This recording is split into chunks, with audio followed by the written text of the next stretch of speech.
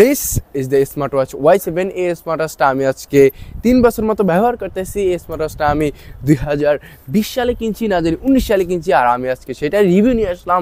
দেখবো এই স্মার্ট ওয়াচটা আমি এতদিন ব্যবহার করলাম কেমন এই স্মার্ট ওয়াচ Y7। তাহলে চলুন ডিটেলস এটার আরও বিস্তারিতভাবে জানা যাক এই স্মার্ট ওয়াচ Y7 কেমন ওই 3 বছর ব্যবহার করে। তাহলে চলুন ভিডিওটা শুরু করা যাক। ভিডিও শুরু করার আগে অবশ্যই নিচে একটা সাবস্ক্রাইব নাই বাটন আছে, অবশ্যই সাবস্ক্রাইব করুন।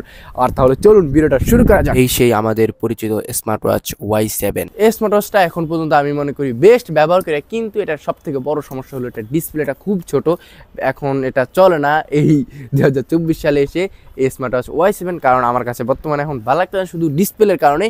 আর ব্যবহার করতে যেমন চার্জ এবং এটা ব্যবহার করতে একটা মজা আছে, কিন্তু শুধু ডিসপ্লেটা ছোট তার জন্য ভালো লাগতেছে না এই স্মার্ট ওয়াচ Y7। আর এটা ডিসপ্লেটা একটা অসাধারণ, কারণ এটা ডিসপ্লেটা কিন্তু ছোট, কিন্তু এটা হাতের থেকে অনেকবার পড়ছে এবং ডিসপ্লেটা কিন্তু একবার ভাঙে নাই। এটা এত উপর থেকে পড়ছে, একবার মনে হয় আমি একটা কিসের উপরে জানি রাখছি, ওটার উপরে ধাম কেরা পড়ছে। আমি তখন কিছু ডিসপ্লে ভেঙে গেছে, কিন্তু দেখি ভাঙে নাই। আবার একদিন আমি তাড়াতাড়ি করে প্রাইভেটে যাবো, তাড়াতাড়ি করে হাতে ঘুরে পড়তেছে, হাতে থেকে সুইটা বহুত দূরে শেষরে চলে গেছে এই স্মার্ট ওয়াচ Y7। তবুও কিন্তু এটা ডিসপ্লেটা ভাঙে নাই, আর এটা ডিসপ্লেটা কিন্তু অনেক শক্ত। আর এটা কিন্তু সব থেকে ডিসপ্লে খারাপ দিক হলো ডিসপ্লেটা ছোট, তার জন্য কিন্তু ডিসপ্লেটা অনেক হেভি বেস্ট। এটা হলো স্মার্ট ওয়াচ Y7। এই স্মার্ট ওয়াচটা যে এতদিন ব্যবহার করলাম, দেখেন পিছের পাশটাতে কিন্তু তেমন কোনো দাগ পড়ে নাই। আর এটা যে আমি হেভি ইউজ করছি তেমনও না, মানে হালকা ইউজ করছি, যেমন কোনো জায়গায় যাবো তখন ব্যবহার করছি, হাতে দিয়ে বের হয়েছি। আর মোটামুটি ইউজ করছি, ততটা হেভি ইউজ ছিল না, তার জন্য ডিসপ্লেতে ততটা দাগ পড়ে নাই, কিন্তু 1-2বার হাতে থেকে পড়ছে। ভিডিও শুরুতে আমি বলছিলাম যে একবার আমার হাতে থেকে পড়ে অনেকটুকু স্যারসে চলে গেছিলো এই স্মার্ট ওয়াচ Y7। তখন কিন্তু নতুন ছিল ঘড়িটা, তখনই কিন্তু একটা দাগ পড়ছিল। আর আরেকদিন আমি একটা জিনিস উপরে রাখছিলাম, অনেক উপর থেকে ধ্রাম করে পড়ছিল, আমি তো মনে করছি ডিসপ্লে ভাঙে যাবো, পরে দেখি কিছুই হয় নাই।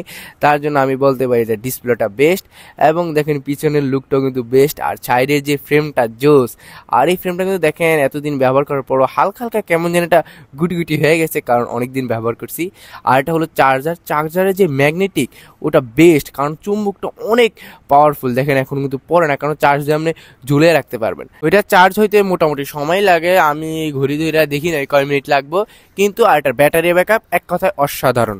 আজকে এই পর্যন্তই, আজকে একটা শর্টকাট রিভিউ দিলাম এই স্মার্ট ওয়াচ Y7। আর ভিডিওটা যদি ভালো লাগে অবশ্যই চ্যানেলটাকে সাবস্ক্রাইব করবেন। আসসালামু আলাইকুম।